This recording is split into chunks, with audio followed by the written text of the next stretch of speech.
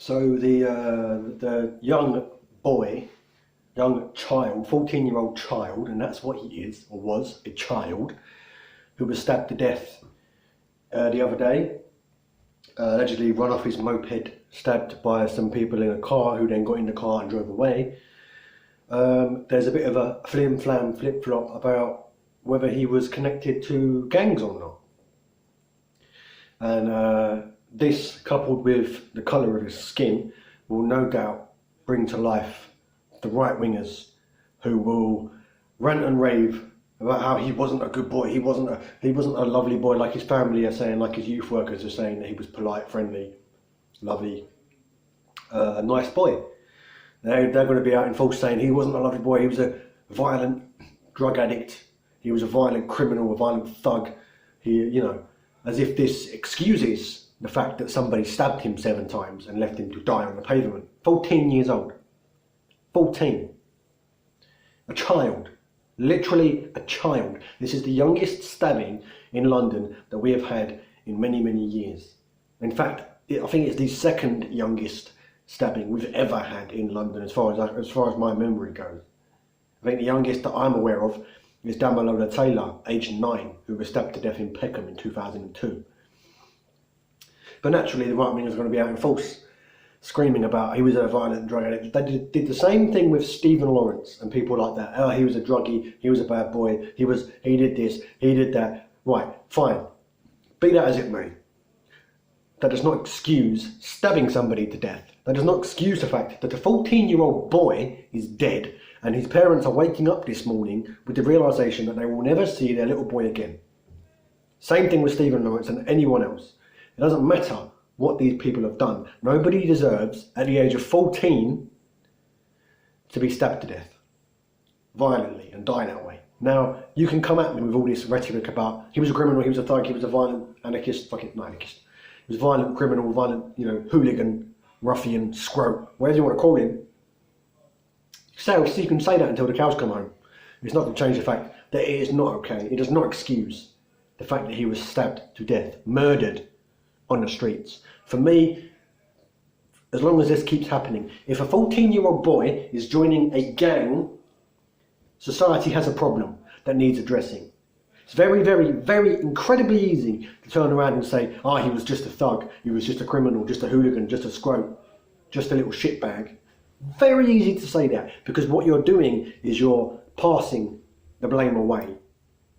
You're refusing to accept society's part in what happened. So you can say this boy was a criminal, a thug, a violent, whatever. Because what you're doing then is you're silencing any discussion about what we can do to stop these things happening. When you say this boy was a violent gang member, or a gang member, or he was involved in gangs, same thing like the people who say Stephen Lawrence was involved with drugs, was involved with gangs, he got into fights, blah, blah, blah, blah, blah. That may or may not be true. I don't know, particularly in this recent case. I don't know. None of us know yet whether this boy was involved with gangs, etc. But that does not stop the underlying issue, because for me, if a 14-year-old boy is joining a gang, there is an issue that needs resolving. And a lot of people will say, oh, it's the parents don't come down on their kids hard enough. Well, okay, how do we deal with that then? Because it's very easy, very, very easy to say, oh, the parents ain't doing it. Oh, well, what can we do? Very easy to do that, very easy. But then you have to process your thought even further. And then you can start turning around and saying, okay, well, what's happening? Why aren't social services stopping these kind of things? Why aren't people stopping it getting to this level where a 14-year-old boy is being murdered on the streets? It's very easy to say, my parents raised me okay. My parents brought me up in a poor house. Or my mum brought me up in a poor house, in a working class house. My father wasn't around. She raised me not to go out and join gangs. She taught me very clearly, stay away from gangs, stay away from knives, stay away from drugs. And that was brilliant parenting. I'm not gonna stand here and criticise that. But not everybody is like that. Not every parent has the time or thinks to tell their kids to stay away from drugs, violence, gangs and crimes. Some parents just don't have that forethought to do that. So we need to start thinking, How do we get people to stop joining gangs? How do we make sure that social services are involved enough? It doesn't matter what your politics are. It doesn't matter whether you're left wing, right wing, wherever you are. We need to start thinking about what we can do to reduce, at the very least, this kind of thing from happening. Well, we need to stop kids getting involved with gangs and carrying knives. Clearly. How do we do that? So we need to look at social services, what's happening with social services, what do they need? Do they need more funding? Do they need to make more house calls? Do they need more staff? Whatever. Or you can say we need to stop the knives. So what do? We need more police. Fine. Do we need more stop and search? Do we need more police funding? Do the police need more bobbies on the beat? Do we need more community outreach more community outreach, contact, procedures, events, whatever you want to call them. There is always when it comes to this kind of thing, an underlying issue that needs looking at. And too many people are just willing to stand there and say, oh, well, he was a violent thug. Oh, well, he was a criminal. Oh, well, let's go about our lives and just forget about it. Every single time you stand there and you say, this boy who was stabbed to death was just a violent gang member, you yourself are helping the next one happen. Because by not acting now, you're advancing the next one. You're bringing it ever closer. 132 people were stabbed to death in London last year, in 2018. How many is it going to be in 2019? Will the number just keep going up and up and up until eventually we think, right, how do we stop this? What do we do? How do we get drugs off the street, gangs off the street, knives off the street? How do we get this problem solved? What do we do? Because I promise you, there is always something that government, society can do to fix the issue, at the very least to reduce it. Now, that statistic, 132, is the highest rate since 2008 in 10 years. It's not the highest we've ever had, it's just a very high rate. So what do we do? What can we do? We need to start thinking. We need to stop just being blasé about it and thinking and insinuating that these people actually deserved what they got because they were gang members. Nobody deserves to be stabbed to death on the street.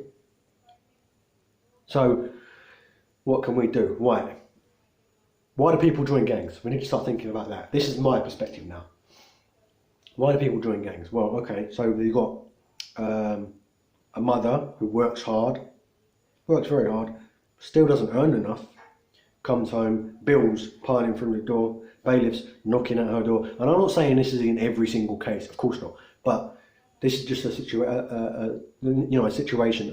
example. The kids are around the house, the kid doesn't do much apart from go to school. And she gets frustrated and she says, look, get out of my hair, get out of the house, go out and see your friends. He goes out and sees his friends. Someone in his circle of friends will have a pack of drugs and they will say, oh, I made this much money selling this today. This kid is going to think, whoa, easy money. And then if you advance it a bit further, make the kid a little bit older, say he's 17, 18, 19, whatever. He's got a job. He goes to stack shelves at Tesco's, for example, right? On minimum wage, makes a pittance. And then he figures out, again, from someone in his social circle, that he can make a lot more money selling drugs. So he does. So what does he do when he's selling these drugs? Both this 18-year-old and the young kid are selling these drugs on the corner. Eventually someone's going to run up and punch them in the face and steal their drugs and their money and run off, right? Of course they are. As soon as they realise what's going on. So what do? Carry a knife to protect themselves. Alternatively, they can join a gang. Or both. So now you've got a kid who previously wasn't involved in gangs, knives or drugs, involved in all three. So we need to start looking at the issues. We need to make work more sustainable, work that pays more available, more freely available. So kids aren't turning to this kind of life in order to provide for themselves and their families. We need to also do more community outreach, social youth projects to get these kids going somewhere in life so they're not sitting at home during the school holidays or after school bored, doing nothing. We need to have more of them. So we need to get people out into youth clubs, more apprenticeships, etc. Get the kids doing something other than roaming the streets and affiliating with all kinds of people and end up in the same trap. Now, this is a problem because guns and knives and drugs and crime and gangs don't just exist in lower working classes. They also exist quite frequently in the middle class, which is quite an interesting area of discussion. Because why do a lot of these kids, middle class kids, do the same thing? They sell drugs, they sell knives, and you could say, well, that counters my argument about kids being poor and doing it.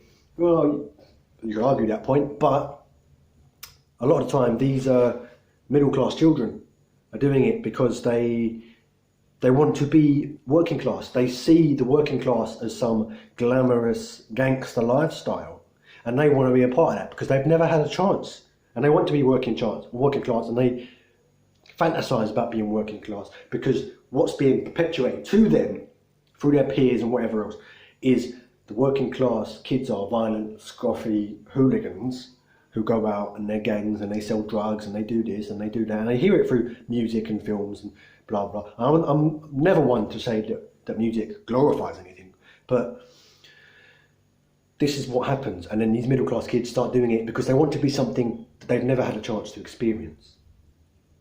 So we need to start educating more middle class people about what it's like to be working class, what it means to be working class. We need more cross-class interaction, and we need more discussion about what it means to be born working class, what it means to be born middle class, and we need to communicate with each other and all try and figure out how do we stop people being violent gangster criminals who go out and stab each other and sell drugs on the street and be a nuisance, basically.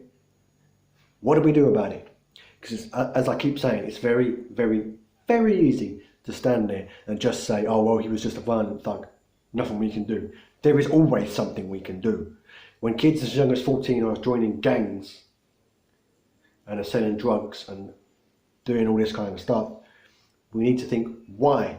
No child is born wanting to sell drugs, wanting to carry a knife, wanting to be in a gang. Circumstances and events around them put them there, and they end up joining a gang or carrying a knife or drugs or whatever else because of things that have happened to them and experience and their interactions with the world. So we need to figure out, how do we make a child's interactions with the world transpire into a healthy, sustainable life, preferably with a career or a trade for them, rather than just letting the poor to rot. Because this is what's happening.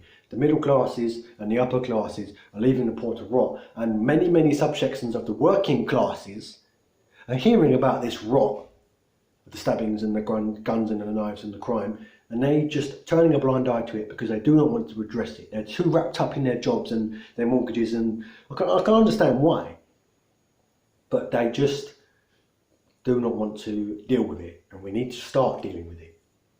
Thanks for watching. I'll see you next time.